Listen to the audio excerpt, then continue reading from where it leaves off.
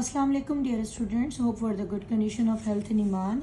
Dear students, मैंने सोचा कि एक हमारा टॉपिक है सेट्स। तो क्योंकि मैथ हमें बड़ी डिफ़िकल्ट लगती है, क्योंकि हमने डिफ़िकल्ट लैंग्वेज जो है वो उसमें ऐड की हुई होती है। क्योंकि वो जो लैंग्वेज होती है, अमूमन हम लोग इंग्लिश पढ़ते हैं, हम उर्दू पढ़ते हैं, तो तकरीबन मोस्ट ऑफ द सब्जेक्ट्स हम इंग्लिश में भी पढ़ लेते हैं, उर्दू में भी पढ़ लेते हैं, तो it is easier to understand. But जो मैथ्स लैंग्वेज है हम शायद उससे इतना इंट्रोड्यूस नहीं होते, इतना यूज़फुल नहीं होते, तो हमें मुश्किल होती है। तो आज मैंने थोड़ा सोचा कि ये वीडियो शेयर करती हूँ ताकि जो भी हमारे स्टूडेंट्स हैं जिनको भी मैथ में प्रॉब्लम है तो उनकी थोड़ी बहुत इंटरेस्ट जो है वो इन्हांस हो जाए, डेवलप हो जाए और शायद उनको आसानी हो जाए। तो इसलिए मैंने सोचा कि आपके साथ ये चीज़ मैं शेयर करती हूँ।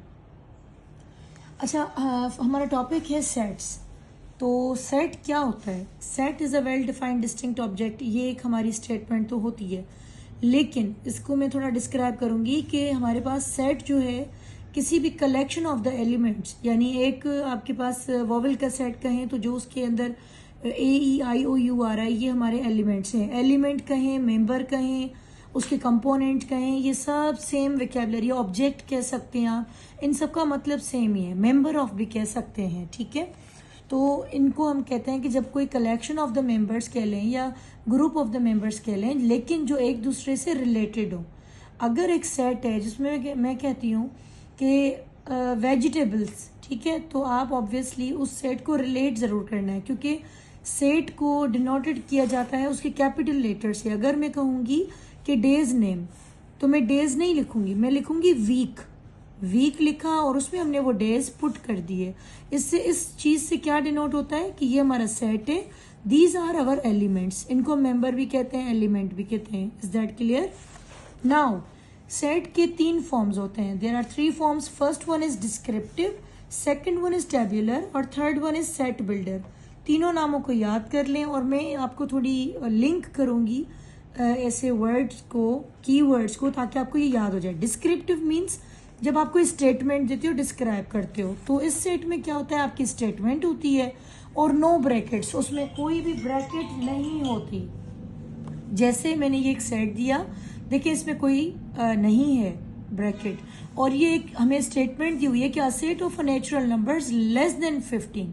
तो देखें, this set is ending with the only full stop you can say, but he it has no bracket, ठीक है। तो ये एक तरह से आप इसको फॉर्मूला भी समझ सकते हैं। टेबुलर में क्या होता है कि हम पढ़ते हैं 2, 4, 6 टेबल, जैसे आप इसको लिंक कर लें टेबल से, तो हम इसमें एलिमेंट्स होते हैं जिसको हम सेपरेट करते हैं कॉमा से, और इसकी ब्रैकेट होती हैं लाइक दिस। अब ये 1, 2, 3 है, जरूरी नहीं कि ये टेबल है हमारा, लेकिन नंबर को, डिजिट को हमने सेपरेट किया हुआ है कॉमा से एंड विद द ब्रैकेट्स। एक और एग्जांपल मैंने इसलिए ऐड की कि हमें कभी कभार अल्फाबेटिकली भी वर्ड्स होते हैं हमारे पास, तो मे भी हमें कंफ्यूजन हो। तो डी सपोज करें डेज है हमारे पास, वीक है, तो देखें ये बेशक मंडे है, लेकिन देखें इनको सेपरेट किया गया है। और ये कितने हैं डेज हमारे पास? 7 डेज है। तो इनको इस कॉमा से इनको सेपरेट किया गया है विद द ब्रैकेट्स, ओके। इसी तरह से वॉवल्स है हमारे पास, हमने वॉवल्स को भी सेपरेट कर दिया। चले अब let's move further for the set builder. याद नहीं रहता, मैं आपको ये कर दूं, बता दूं, ताकि आपको लिंक्ड हो जाए और याद हो जाए कि बिल्डर यानी कि सपोज करें कि एक बिल्डर है और वो एक बिल्डिंग को जब बिल्ड करवा रहा होता है तो उसके क्या होते हैं, रूल्स रेगुलेशंस होते हैं। पानी का मिकदार, सीमेंट का मिकदार, उनका वॉल्यूम, उनका सब कुछ, यानी एक एक्यूरेट उसकी जो बिल्डिंग प्रिपेयर करने का प्रोसेस होता है, तो वो रूल रेगुलेशंस के साथ डेवलप होता है। अगर वो रूल्स फॉलो अप नहीं करेंगे तो दे कैन नॉट मेक और बिल्ड अ बिल्डिंग, ओके। तो इसमें हमारे पास रूल्स होते हैं, ब्रैकेट्स होती हैं, कॉमास होती हैं। These are the commas, but where are the rules? Rules are like less than और मोर देन 9। ये हमारे पास आ गया ब्रैकेट, ये आ गई हमारे पास ब्रैकेट। कॉमा आ रही है क्योंकि उन्होंने हमें कोई एक स्टेटमेंट दी है ना, जो भी उन्होंने हमें रूल्स बताए, तो कॉमा के साथ उन्होंने सेपरेट किया है और उन्होंने हमें बताया है कि आपने ये कुछ साइंस हैं, member of, not member of, more than, less than. तो इनको आप थोड़ा अंडरस्टैंड करेंगे कि जिस नंबर के साथ ये है, तो समझिए बिगर देन 9। अगर ये हम इसको देखेंगे तो लेस देन 9। अगर मैं इसको यूं कर लूंगी और यहाँ 9 है, तो हम ये कह सकते हैं कि दिस इज मोर देन। अगर यहाँ 9 है, ये मुंह इसका यहाँ खुल रहा है, तो मोर देन 9।